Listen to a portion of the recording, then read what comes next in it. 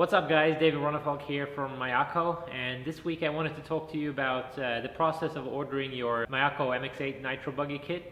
So as you may know, when you enter the Mayako web shop, there's a couple of different options that you can choose between, and I just wanted to go through and kind of make your life easier if you're a first-time customer. If you're a returning one, you probably have everything under control and you probably know what you want. So this video will be more for the new customers, and hopefully this guide can kind of help you decide on all the different options that you have ordering your MX8 kit. Alright, so I have my computer here in front of me, and I thought I would share the screen with you guys so that you can kind of follow me and I can kind of go through the different options that we have for the MX8 buggy. So I'll share the screen and we'll start the order process. Alright, so as you can see here, we are at mayako.com. Here we have some different things. We have manual setups, logos and branding. And if you see up here, you can see that you can click on the pop-up thing that says store. So we're gonna click on that, and that will send you to the Mayako web shop, which is shop.mayako.com basically.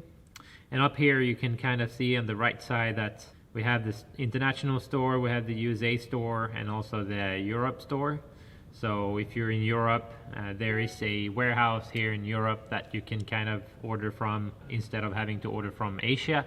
So if you click Europe, and you can kind of see that there's parts in stock. It saves you some money not having to ship it from Asia, so then you can order it from there. Of course, we have also different service centers around in Europe and in the US. So same goes for US as well. If you're living in the US, you can choose the America shop here, which will send you parts right from our logistics center in the US. So that will also save you a bit of time and money for shipping and so on.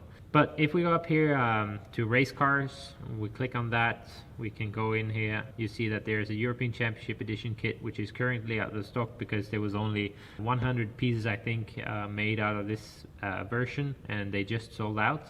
That was a limited edition, of course, after my win last year at the Euros in Portugal. And then here on the left, you see the MX8 buggy, which you can kind of customize yourself. So here we have all the different options, like you can see. So you have like pistons, roll bars, C-hub knuckle, upper links or upper arms. You can choose wing color, Mayako bag. I can show you one of my bags later so you can kind of see how that one looks. And you have t-shirt size, etc. So that's something you can include in your kit as well. And I think this is a nice feature.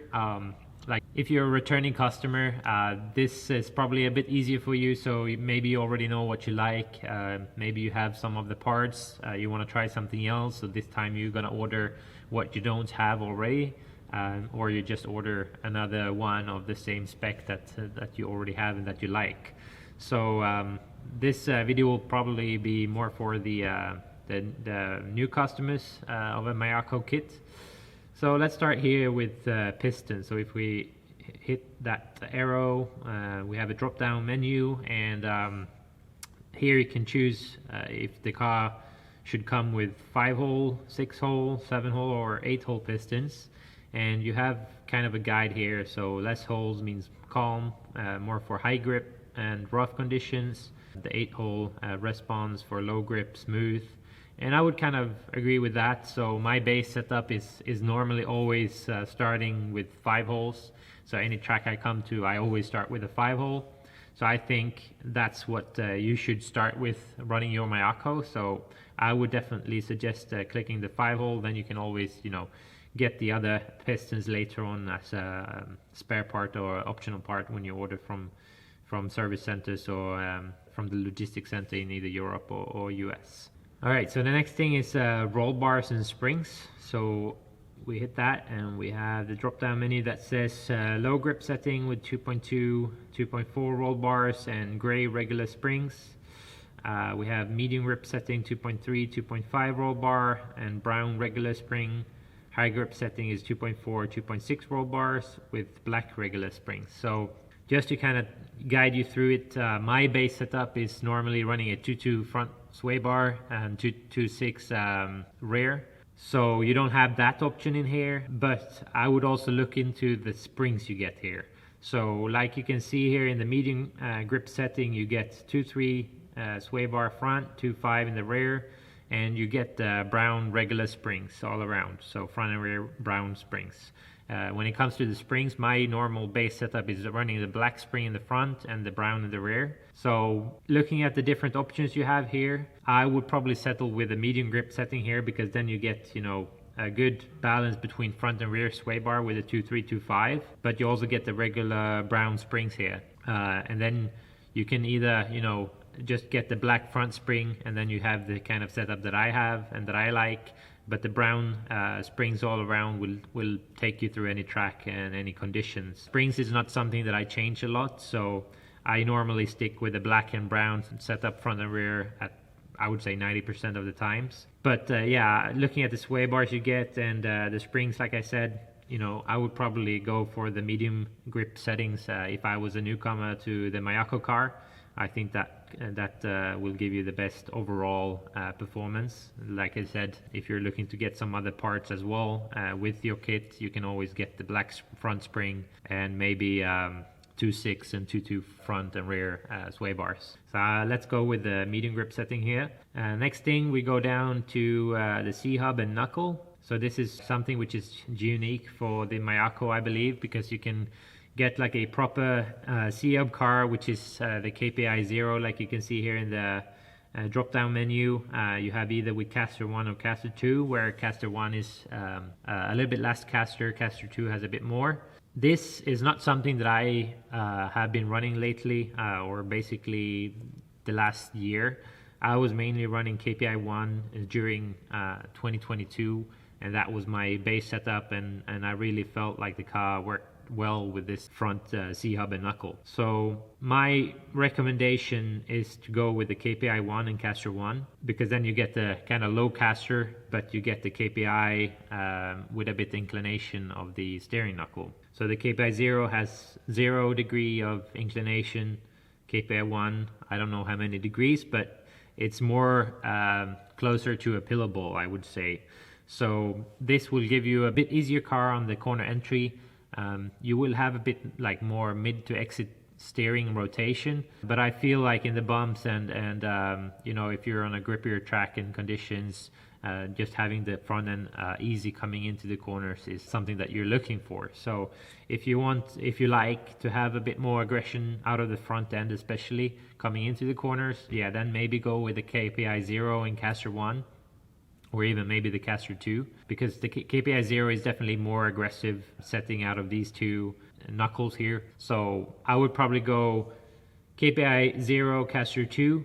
If you like to have a bit more steering response into the corner, it will then from mid to exit kind of push a bit more, and you'll probably feel that you have a bit more stability of the rear end. The KPI 1, like I said, is a bit more numb into the corner, but then kind of keeps the corner speed through the corner and rotates nicely on power. So I would run the KPI 1 with caster 1. If you go with the KPI 0, I would go with the caster 2. Then you're gonna have a good kind of base to work out from, and then you probably have to try for yourself what your preference is between the KPI 0 and the KPI 1. But like I said, the last year in 2022, I was using the KPI 1 for 90% of the time, I would say. So I'll click the KPI 1 caster 1 here, and we're gonna move on to the next option that we have, which is choosing between upper links or upper arms. So in the drop down menu, you see that you can get either upper links front and rear, recommended for easy and forgiving feeling, then upper arms for front and rear, recommended for performance. And if there was an option here that would give you front upper arms and rear upper links, then I would consider going with arms. But now you get arms both front and rear, so in this case I would probably start getting the links, because then you get them in the front and the rear. And when you want to run the arms, I've always ran them only in the front. So I would go with links like that. You will get the easiest car to drive, you know, for all different conditions, like if it's high grip, smooth, rough, you know, whatever it is, the links will handle any condition very well. And like it just says here, the text is very easy and forgiving. So definitely recommend getting the links. And if you are interested trying arms, you can get that later. And like I said, I've been running arms at the Euros and the Worlds last year, but those tracks were perfectly smooth and pretty grippy. And if you want to run that, you need to get some spare parts. You need to get the upper arm, of course. It's a different turnbuckle. You need to get the front choke tower is different, and there's a couple of different parts that I can cover in another video. But yeah, just get the links for now, and you'll be good to go for sure. So then you can choose between wing colors. I'm always a black wing guy, so I like the wing to be black. Next thing is the Mayako car bag, and I have one of my bags here, which looks like this. It's a used one, so it's pretty dirty, but at least you can see it's a good size. You can fit, I think it's 12 sets of tires in it if you want to use it as a tire bag. So yeah, very nice bag that you can get with your kit. So I would definitely get one of those. And of course you need a t-shirt, so you just have to choose what size you are. And that's pretty much it. Then you go and add your car here to the cart. Then you should have a good and easy to drive car that will work in any different conditions. Get to know the car like this, and then you can kind of get optionals or spare parts when you order next time with some different things if you want to try some stuff out. But like this, you will have a very good, easy to drive car, and I'm sure you will be happy about the performance. So hopefully you found this guide useful, and I'll be back with another video next time. Thank you for watching.